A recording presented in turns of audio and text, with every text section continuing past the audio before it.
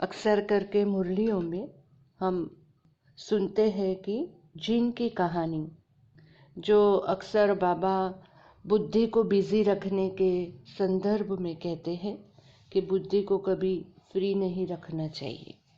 तो ये कहानी हम सुनते हैं। एक समय एक गांव में एक ब्राह्मण रहता था। वह वेद पाठ शास्त्र अध्ययन में बहुत निपुण था। उसकी स्त्री बहुत ही सुशील और सौम्य थी। घर में सिर्फ ब्राह्मण और उसकी पत्नी ही रहते थे। इस कारण घर के पूरे काम का बोझ उसकी स्त्री पर ही पड़ता था। कुछ समय बाद काम करते करते स्त्री थकने लगी और काम से तंग आने लगी। काम के बोझ को कम करने के लिए वह उपाय सोचने लगी। उसने एक दिन अपने पति से कहा, आप वेदों शास्त्रों में पंडित हैं, कोई ऐसा यज्ञ रचिए जिससे एक काम करने वाला व्यक्ति उस यज्ञ से उत्पन्न हो। यदि कोई नौकर रखेंगे तो पूरा समय उसके पीछे रहकर काम कराना पड़ेगा, परंतु यदि अपनी ही रचना का कोई ऐसा व्यक्ति मिले जो सारा दिन हमारे साथ रहे, सब काम करे और आज्ञाकारी भी हो तो कितना अच्छा होगा। ब्राह्मण को अपने पत्नी की बात पसंद आई और उसने इस बारे में सोचना शुरू किया। ब्राह्मण ने अपने घर में पड़े हुए पुराने ताल पत्रों का अध्ययन करना शुरू कर दिया। अचानक एक पत्र में उसे जिन को तैयार करने की यज्ञ प्रक्रिया मिली। ब्राह्मण ने खुश होकर यज्ञ आरंभ किया। कुछ समय बाद यज्ञ की अग्नि से एक जिन प्रकट हुआ। काम करने के लिए जिन को पैदा किया गया था, इसलिए उसका नाम काम का जिन पड़ा।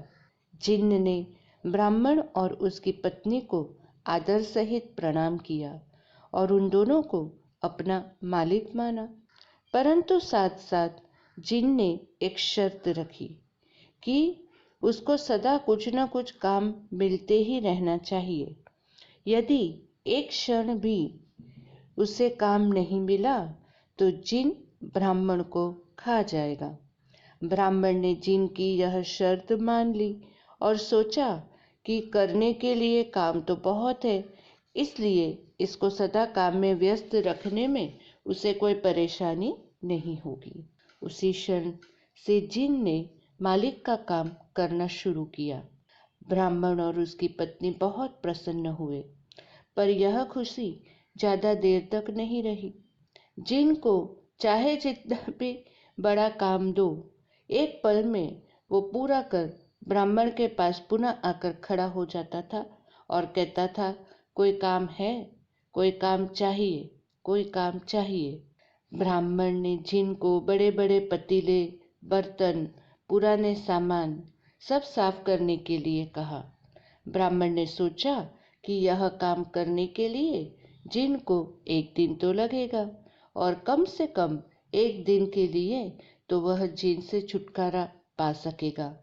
लेकिन जिन ने सारा काम एक पल में ही पूरा कर लिया और फिर कहने लगा कि काम चाहिए, काम चाहिए, कोई काम दो।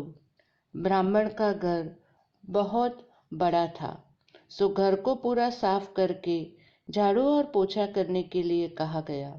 यह काम भी जिन ने एक पल में पूरा कर लिया और फिर बोलने लगा कि काम चाहिए, काम चाहिए, काम चाहिए। इस बार ब्राह्मण ने सुराख वाले घड़ी दिए और कुएं से पानी भरने के लिए कहा। ब्राह्मण को मालूम था कि यह काम भी जिन एक पल में कर लेगा, इसलिए होशियार ब्राह्मण ने एक युक्ति रची। जब जिन अपना काम पूरा करके फिर से ब्राह्मण के पास आया तो उसने उसे सीढ़ी उतरने और चढ़ने की आज्ञा दी।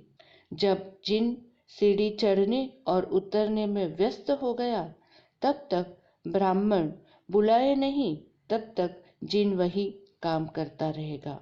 जब जरूरत पड़ेगी तब उसे बुलाएंगे और काम करने की आज्ञा दी जाएगी।